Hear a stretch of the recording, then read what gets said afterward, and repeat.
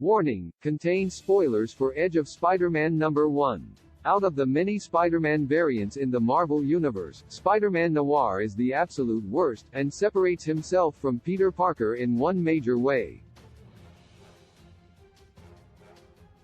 The character is quite popular among Marvel readers and casual fans alike, perhaps due to his appearance in 2019's Spider-Man: Into the Spider-Verse film. But he is far from the morally updating hero fans believe him to be, and Edge of Spider-Verse number 1 proves it by showing his worst possible act towards Mary Jane.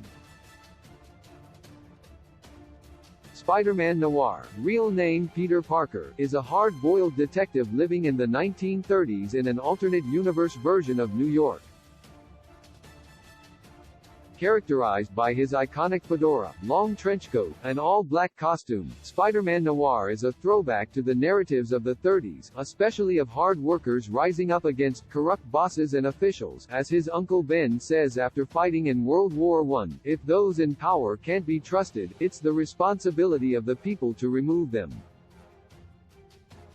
Like the main version of the web-slinging hero, Spider-Man Noir is often paired with Mary Jane, and the relationship is quite serious. Unfortunately, it is not without its troubles, which are only exacerbated and magnified by the setting. In Edge of Spider-Verse number 1 story, My Dane, My Destiny, with story and art by Dustin Weaver D. J. Bryant, Spider-Man Noir rescues a woman with amnesia from street thugs. Giving her the name Sharon, Noir spends time with her all over the city in an attempt to jog her memory, and eventually learns she's looking for her daughter. He becomes enamored with her after hearing her sing at the Black Cat Club, and after bringing her back to his apartment, kisses her, seconds before Mary Jane walks into the room. Spider-Man is no stranger to awful decisions, beginning with the choice to not pursue the burglar in Amazing Fantasy number 15 in 1963's origin story.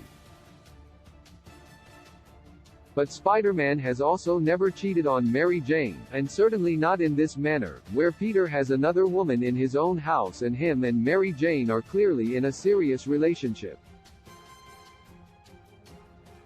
That isn't to say his memory has been entirely faithful. He memorably has a dream just before his wedding in which Gwen Stacy walks down the aisle before disappearing. Even just before his marriage, Peter has second thoughts. Perhaps this is an homage to the detective radio serials of the 30s, 40s and early 50s, in which the protagonist has great difficulty in maintaining a relationship but continually falls into the proverbial arms of every woman he meets. Even so, this is one of the more awful choices Peter Parker has made, even perhaps beating out Spider-Man one more day, and the story is left open-ended with no indication that the couple will get back together. Spider-Man Noir is one of the worst versions of Spider-Man because he abandons his most important partner in life without any apparent thought to her well-being.